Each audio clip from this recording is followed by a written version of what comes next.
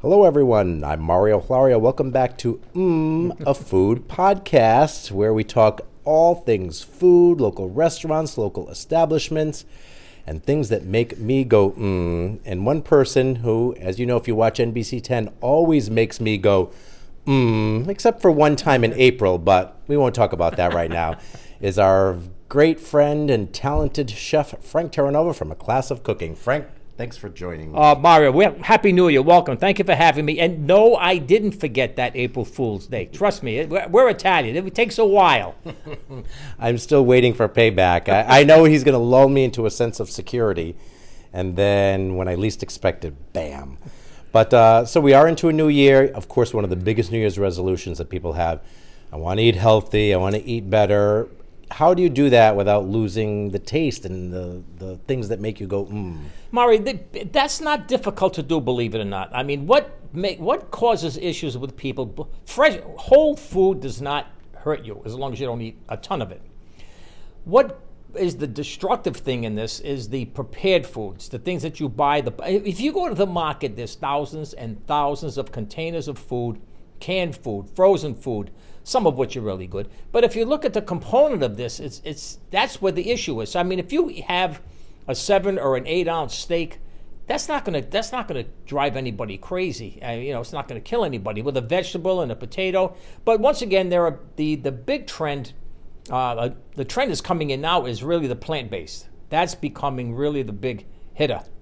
And I'm trying to get my hands on some of this. They have a plant-based chicken breast.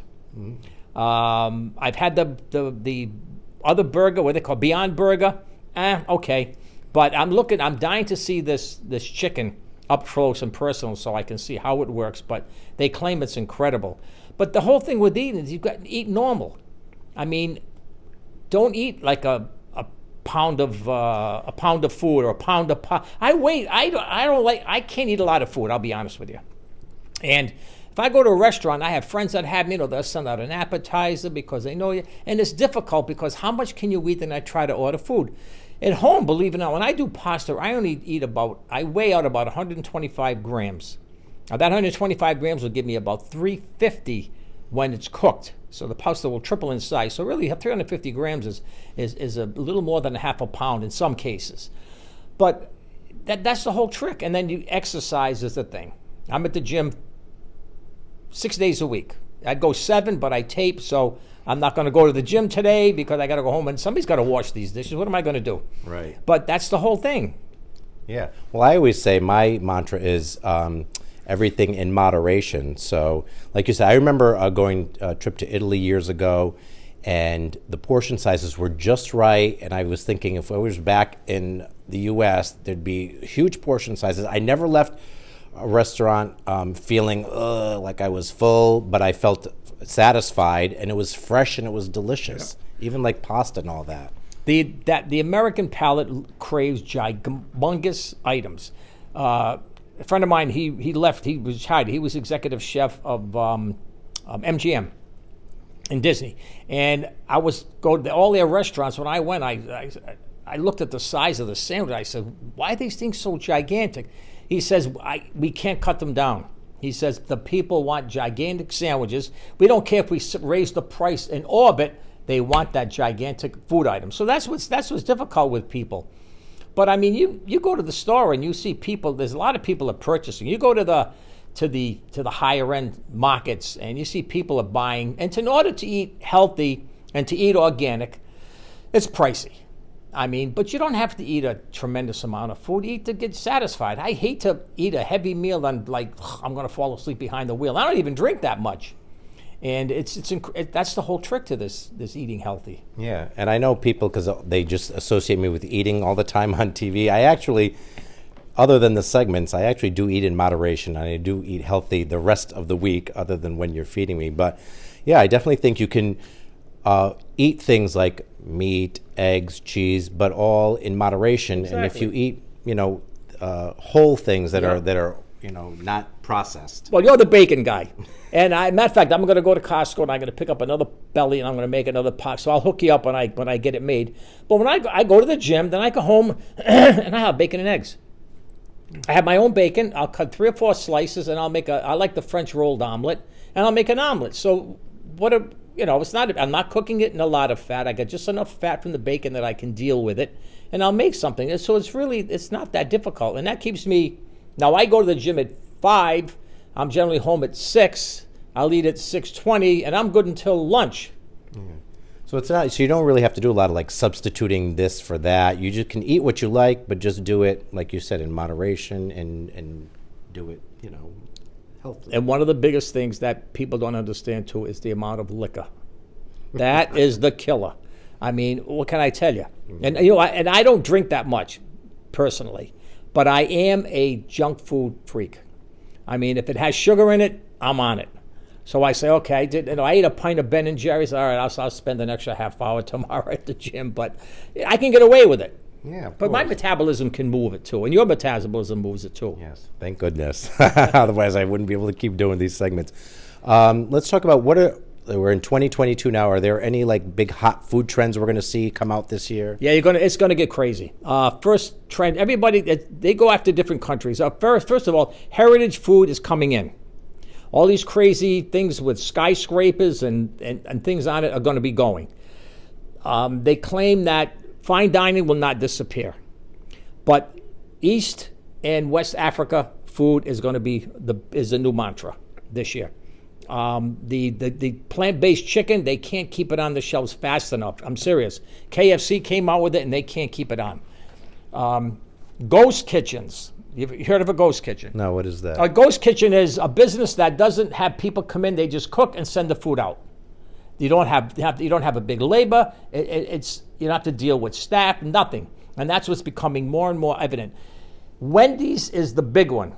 Wendy's is planning to put in by 2025, 700 ghost kitchen operations across the country, and of course they're in the UK also. Is where people can go and you can want to go sit and have one of those, whatever they make, burgers, but they're going to ghost kitchen food out they're going to be actually doing catering, and that's what's becoming big. Low alcohol, which is unusual because after the pandemic, but low alcohol is going to be something that people are going to get away from for some reason. Now, these are predictions. I didn't make these predictions. These are done by consulting companies based out of New York. These are huge companies. And this is the really crazy one, robots. The robot, they call them the Robo Flip. It's an actual robot that can cook hamburgers. It can actually cook French fries and drain them. And the fast food places are going to use them because you're going to be ordering, and then you're going to pay with your credit card, so there's no cash transaction. When you get to the window, you pull up to the window, and a robot is going to hand you your food. I don't know how you're going to do it if there's a mistake. If the thing is going to go, not here right now. I have no idea what you're going to do, Mario. I'll be honest. There's White Castle in New York are already using them. There's a couple of McDonald's, I think, in the UK that are using them. So they're going to become more and more popular. They have them on the cruise ships. They have an actual bartender that makes the drinks, and I've seen it. It's pretty interesting. You put your credit card. You want make me a screwdriver or make me a Bloody Mary, and this crazy machine comes out and bing, bing, and you get it and you walk away. And you can see it make the drink? Yeah, you stand there and watch it make the drink. Well, everything is push button. Okay. So everything is, Mario, the technology in the business, because last year, and this is a true fact, 890,000 people left the food business and hospitality business. That's the actual number, because people said, I'm not making any money, I'm out of here. And that's what they did. And unfortunately for the businesses, how much can you pay somebody when you're trying to sell, even if you pick on a fast food place, like a McDonald's or a Burger King, they can only sell that item for pocket change. Technically, how much can they charge if they're paying somebody, which I understand. Nobody should work for less than, in my opinion, should not work for less than $15 an hour anywhere. And those people have to be paid, so somebody's got to take the hit. Yeah, I was going to say, because some people would say, oh, these robots are taking people's jobs, but we've talked about in the news a lot that people are leaving the food industry and they can't find enough help. Right, they're not substituting a person with a robot. They need somebody that, first of all, they need somebody that's not going to take any BS. When you pull up to, what are you going to do, fight with a robot? I don't think so. Yeah. That's really interesting about the robots. Yep.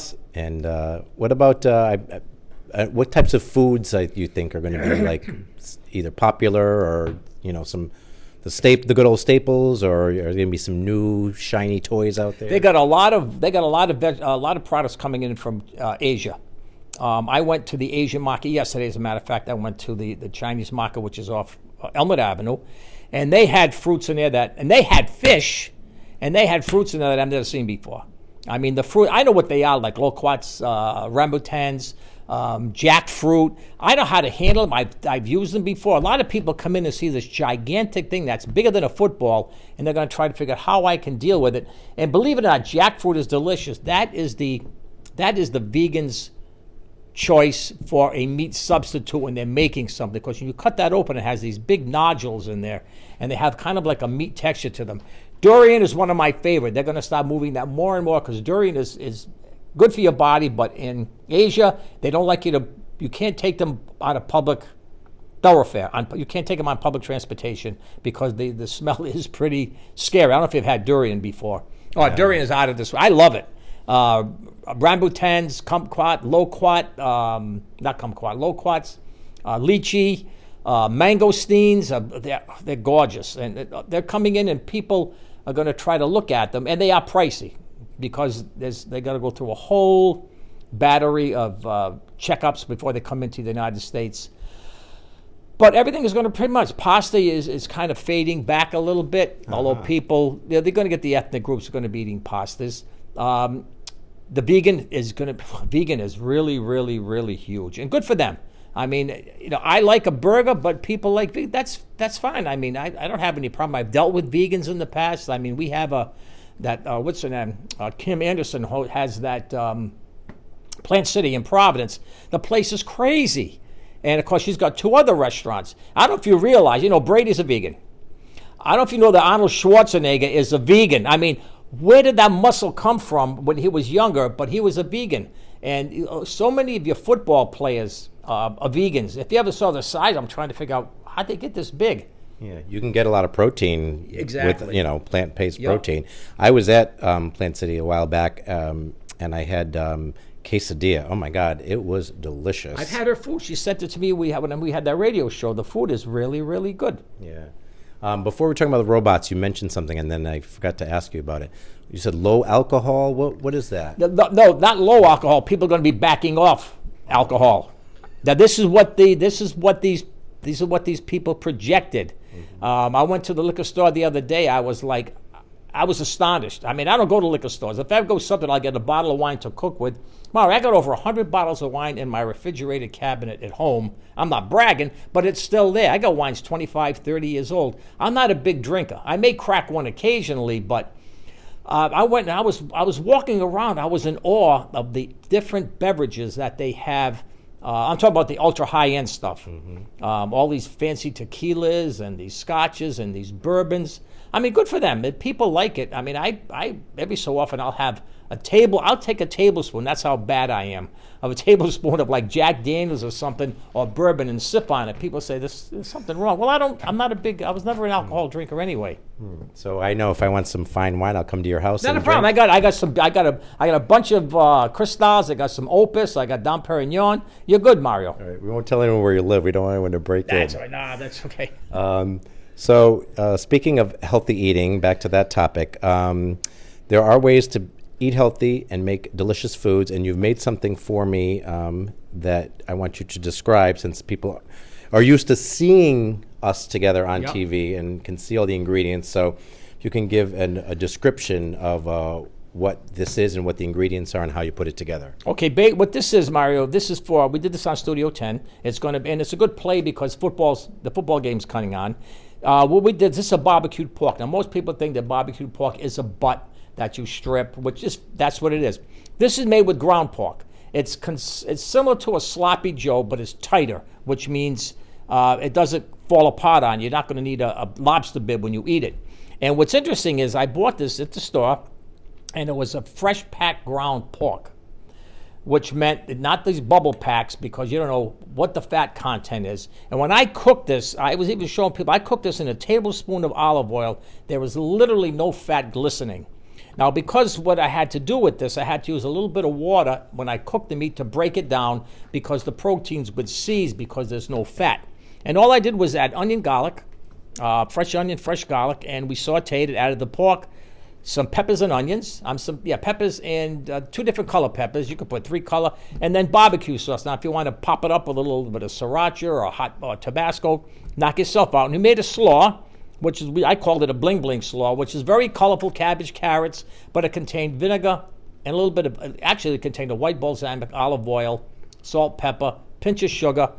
I mean, I used the Hawaiian roll because everything is pungent.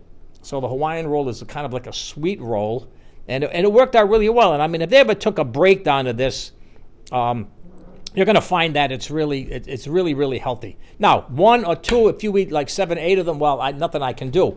And what's interesting is I want to revert back to the chicken again. Now, this chicken is coming out, this plant-based chicken. Massive, I don't know what they're going to do something, unless massive sodium content. It has more sodium than a hot dog. The plant-based chicken. The plant-based chicken is running about 5 change milligrams of sodium. Now, this is, unless they come out with another one, but anytime they use a pea, actually they're using pea with shredded bamboo. That is the meat composite.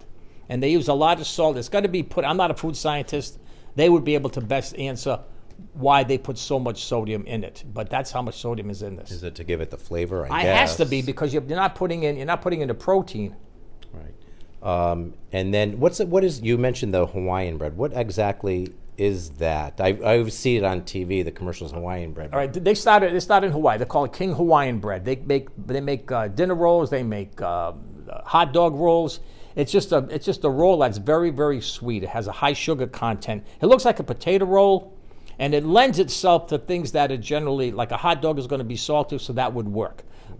This particular sandwich had a little bit of seasoning in it because I used barbecue sauce. If you spike it up, and that sweet roll is going to take the flavor. But they're called Hawaiian sweet rolls. And Hawaiian King, rather. I'm sorry. Yeah, and it could be with meatballs too, right? Yeah.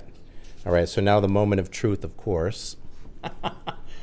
I always have to, I'm going to emphasize because people can't see my expression, but. And if you notice, Mario, this sandwich, you bit this, and there's nothing fell out because everything is, because of the ground pork, it's nice and tight. It didn't collapse. If it was like a wet sloppy Joe, it'd be all over the place. Oh my gosh. This is so good. It is. We call it KIS. Keep it simple. Yeah, and it's not that messy, believe it or not. I was worried about that. I'm wearing my suit right now, but And what were the seasonings you put in the? Just chili powder, cumin, a little salt and pepper. And what we did was when we put the meat in, we toasted the chili powder and the cumin. Usually some spices, if not a majority of spices, are oil soluble. These particular ones are not. But I like to toast them, and then the flavor comes out when you add liquid to it. So even though I toasted it, now the spice picked up a nicer flavor. Once we added the meat was added to it. Once we added a little bit of water, that extracted the flavor out. And that's what they call them. That's why they call them pretty much water-based, water-soluble spices. And you ate the whole thing. I ate the whole thing. Right, you can't see it, but you never spilled it. Never got it on you. Good. I know. You're good. Great. What is it? What do you call it again? This is called barbecue pork with a bling bling slaw. Great dish to make for you're watching the football game, watching the Pats win. It is perfect. Okay. All right. I'm not okay. All right. I think I just lost a friend. Nah, we're good, Mom. We'll let it slide. Yeah, we'll let it slide. We'll let the slider slide, That's right? it. All right, Chef Frank Terranova from A Class of Cooking. Any final thoughts? Now, just enjoy yourself and eat moderate. I mean, every so often you're going to load up and say, "Wow, this is really that good," but back off. The prepared food is the biggest killer of them all. The box mac and cheeses and some of these other items. If people read the numbers, they'd be astonished. They don't. I probably read every single can, every single box in the store, and I look at it. And I'm not a total nutrition fanatic. I mean, I eat everything, and I love junky candy. So I mean, there's my downfall. I like root beer soda. So I mean, I better off probably drinking a glass of wine. But I like Coke Zero. I mean, I'm not branding, but hey, this is what I like. Moderation. I'm not going to sit and drink a whole 6-pack. Nice. You like what you like and do it in moderation. Exactly. All right, thank you, Frank. Mario, thank you. This is Mario Florio with a Food Podcast. May all of your days be filled with mms.